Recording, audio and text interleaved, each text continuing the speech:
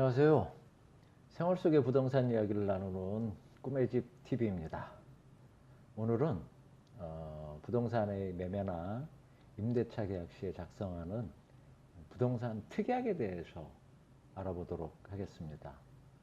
부동산 특약은 매매나 임대차 계약 시에 일반적으로 우리가 이제 표준 계약서라는 그 계약서를 사용을 합니다. 그런데 표준 계약서만으로도 거래는 순조롭게 되지만 부동산마다 고유한 특징들을 다 가지고 있어서 특약을 정해놓지 않으면 나중에 이제 크고 작은 분쟁의 소지가 될 수도 있죠. 특약은 법적으로 특별한 위법 사항이 없는 한 계약 당사자 간의 합의로 이루어지는 내용이기 때문에 분쟁 해결에 대단히 유용합니다. 그래서 부동산을 하면서 보면 매매 계약을 할 때는 특약사항이나 이런 거를 굉장히 꼼꼼하게 살펴봐요. 그런데 임대차 계약을 할 때는 계약이 처음이라서 그런지 아니면은 약간 귀찮음 때문에 계약서를 제대로 안 읽어보는 경우들이 많고요. 또 공인중개사가 여기 찍으세요 저기 찍으세요 하면은 도장만 찍는 경우들이 왕왕 있어요. 근데 이제는 계약서를 꼼꼼히 읽어보고 특약사항까지 자세하게 체크를 해서 혹시 생길지 모를 사고를 미연에 방지하시기 바랍니다. 계약서에 혹시 처음 듣는다던가 처음 보는 용어들이라서 생소하다는 생각이 들 수도 있지만 그때 모르는 거는 꼭 물어보고 확실히 숙지를 해야 나중에 이제 분쟁이 생겼을 때 시시비비를 쉽게 가릴 수가 있습니다. 그래서 부동산 특약에 몇 가지 사례를 들어가면서 설명을 해보도록 하겠습니다. 우선은 부동산을 이제 매매할 경우요. 매매할 경우에 보통은 이렇게 씁니다. 현 시설물 상태로의 매매 계약임 이렇게 쓰는데요. 이게 가장 노멀하면서도 좀 광범위하죠. 근데 저는 이제 부동산을 하면서 가급적 이런 문구는 좀 피하려고 합니다. 이게 건물의 보일러나 샤시나 수도 같은 이제 시설물이 고장났거나 문제가 있을 경우에 매도인은 매수인에게 잔금을 지급하기 전까지 이제 수리를 해줘야 될 의무가 있는데요. 그런데 이렇게 그냥 노멀하게 적어 놓으면 나중에 입주를 했을 때 이 문구를 내세워서 수리를 거부할 수도 있고요. 또 매수인 또 수리를 해달라고 강력하게 또 요청을 하기도 애매한 부분이 있습니다. 그래서 집을 사는 경우 이런 문구를 적었다면은 도장을 찍기 전에 꼭 집 상태를 꼼꼼히 살펴봐야 됩니다. 그래서 사진을 찍어준다거나 또 고장난 부분 이런 부분이 있으면은 매도인이 어떻게 해줄 것인가에 대한 대답을 계약서에 현재 상황을 적시를 하고 날인을 받아둬야 됩니다. 이제 두 번째 사례를 살펴보겠습니다. 매수인은 매도 부동산에 존재하는 행정적인 또 위불법적인 부분을 일괄승계하며 앞으로 매도인에게 일절 이의를 제기하지 않는다. 문구가 좀 무시무시하죠. 그런데 이제 이런 문구는 주로 이제 재개발 예정 지역의 주택을 매매할 때 많이 사용하는 문구입니다. 재개발 지역의 건축물을 살 때는 어차피 투자용이다. 조만간에 헐릴 것이다 라는 생각 때문에 집 위치도 제대로 모르고 계약하는 경우가 종종 있어요. 그래서 재개발 지역의 주택은 또 불법 건축물이나 위법 건축물 가끔씩 있습니다. 또 이미 행정처분으로 과태료가 부과된 그런 건물들이 또 있을 수도 있어요. 그리고 또 차후에 또 적발이 돼서 행정처분을 받았을 때 새로운 주인한테 이렇게 그 행정처분이 내려질 경우들이 생기는데요. 이런 경우에 이제 이의를 제기하지 마라 하는 의미에서 적어 놓습니다. 그래서 이런 특약이 있다면 행정처분을 받은 건물인지 또 위법이나 불법적인 그 그 사항은 없는지 미리 꼼꼼하게 체크를 해 둬야 되겠죠. 다음 사례는 계약 체계를 현재 인터넷을 통한 전산화 등기부로 확인한 사항이며 계약 다음 날까지 본 등기부 등본과 다르면 계약을 자동 무효로 한다라는 내용인데요. 뭐 근데 이제 이런 일은 뭐 그렇게 흔하지는 않습니다. 아주 드물게 인터넷으로 본 등기부 등본이 실제 등기부 등본하고 뭐 다를 수도 있어요. 또 우리나라는 등기부 등본의 공신력을 인정하지 않습니다. 그래서 반드시 실등기부 등본 등기부를 확인해야 하는데 가끔 이제 뭐 공휴일이나 주말 같은 때 확인 여부가 조금 힘들 때도 있어요. 그래서 매수자인 경우 등기부 등본의 내용이 일치하지 않으면 무효로 한다는 특약을 별도로 요구하는 것이 유리합니다. 그리고 건축물 대장이나 토지 대장과 같이 연계해서 볼 수 있는 이런 서류들을 꼼꼼히 살펴볼 필요가 있습니다.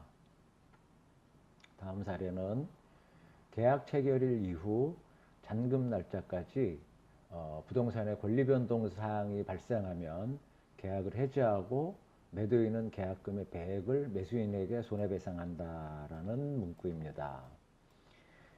가끔요, 자주는 아닙니다만은 아주 그 나쁜 의도를 가진 매도인의 경우 추가로 근저당을 설정해서 이제 대출을 받거나 아니면은 뭐 다른 매수인을 또 찾아가지고 이중 계약을 할 수도 있는 경우들이 있습니다. 없다고 할 수 없습니다. 그래서 간혹 이렇게 잔금 날짜가 길어지는 경우에 가등기를 미리 하겠다는 특약을 넣는 것도 좋은 방법이기도 합니다. 다음 사례는 근저당권 승계 시 대출이자는 잔금일까지 매도인이 부담하고 그 이후는 매수인이 부담한다 하는 내용인데요. 그 매매주택에 대한 근저당을 승계하는 경우들이 가끔 있습니다. 그래서 대출이자를 가지고 사실은 뭐 날짜를 안 보내야 되겠죠. 그 날짜까지는 저 매도인이, 그 이후부터는 매수인이 한다는 얘기고요. 그 다음에 이제 공과금 같은 거, 뭐 전기세나 수도세 같은 공과금 역시 같은 맥락으로 체크를 해야 되고요. 그리고 이제 월세를 받는 그 주택을 투자용으로 매수를 할 경우에 그 월세가 들어오는 날짜가 있습니다. 이 날짜가 잔금 날짜하고 딱 맞지 않으면 뭐 또 이것도 월세를 그 잔금일 기준으로 해서 안분을 해서 계산하는 것도 잊지 말아야 됩니다. 그래서 지금까지는 매매 시에 계약할 때의 특약사항의 사례를 살펴봤고요. 다음은 임대를 할 때, 부동산 임대를 할 때 특약사항의 사례를 한번 보도록 하겠습니다. 역시 첫 번째로는 뭐 현 상태로의 그 임대 계약임 보통 이렇게 쓰는데요.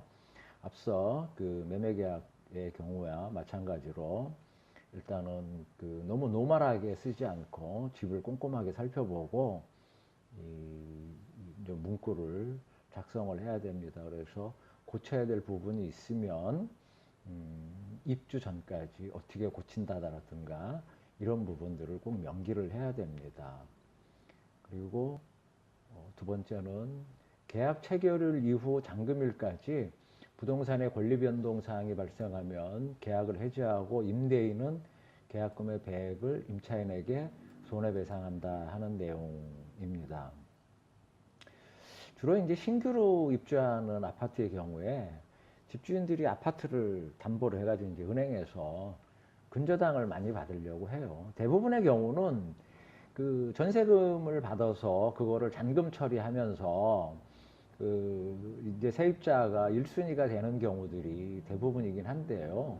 가끔 이제 본인들이 먼저 잔금 처리를 다 하고 그 세입자를 받아서 그 잔금 날짜까지 여유가 있으면 그 사이에 또 대출을 받아서 졸지에 그 세입자가 2순위로 밀려나는 경우들이 있어요. 그래서 혹시 그 경매가 실시될 경우에 임차인은 2순위가 돼버리거든요. 그래서 완벽하게 보호를 못 받을 수도 있어요. 그래서 권리 변동이 생기는 것을 방지하기 위해서 임차인은 이 특약을 꼭 제시할 필요가 있습니다. 다음 사례는 본 계약은 임대인의 대리인 홍길동과 계약함을 임대인과 통화 후 임차인이 승낙하여 체결하고 계약금은 임대인 소유 빵빵은행 계좌에 입금한다 하는 내용인데요.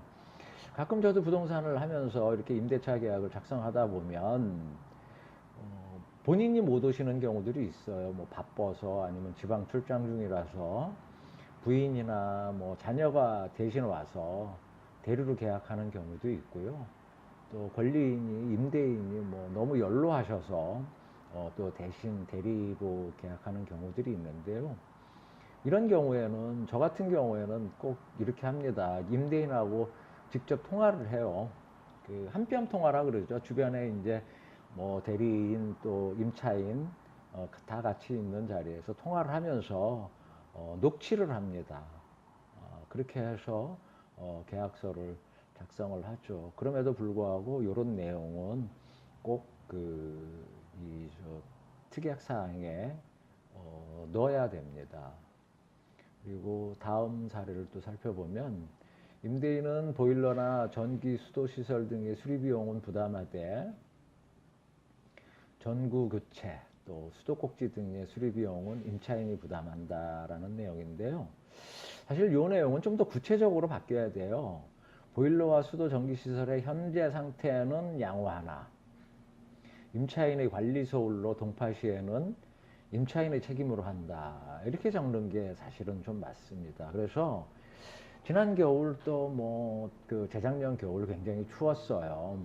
보일러 동파 사고가 이제 뉴스에도 많이 나오고 그랬는데요. 이거를 가지고 이제 책임 소재를 누구로 할 것이냐 하고 좀 분란이 좀 많았죠. 그런데 이게 보일러가 뭐 연식이 다 돼서 자연적으로 교체를 할 수밖에 없는 상황에서 이런 일이 벌어졌으면 이건 당연히 뭐 집주인이 교체를 해줘야 되는 게 마땅하지만 그게 아니고 뭐 임차인이 관리 소홀 예를 들면은 이 보일러실에 뭐 환기를 위해서 창문을 열어놨다가 깜빡 잊어버리고 창문을 못 닫아서 그래서 보일러가 동파가 됐다던가 이런 경우에는 당연히 관리 소홀을 못한 임차인이 책임을 져야 됩니다. 뭐 아주 사소한 것까지 임차인이 수리를 요구할 때 임대인 뭐 엄청 피곤합니다.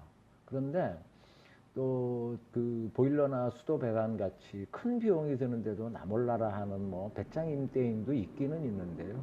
따라서 이제 이런 거를 예방하기 위해서 수리 비용의 책임 한계를 미리 특약으로 정해 놓는 것이 양쪽 모두에게 이제 유리합니다.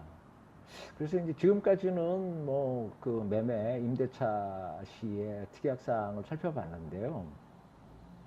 제가 부동산을 하다 보니까 참 우리나라 사람들이 이게 정서상 그냥 두리뭉실하게 뭐 좋은 게 좋은 거지 하고 넘어가는 경우들이 있어요. 그런데 나중에 분쟁의 소지를 없애려면 사실은 명확하게 포괄적으로 적는 것이 아니고 세세하게 적어야 된다는 필요성을 제가 많이 느낍니다.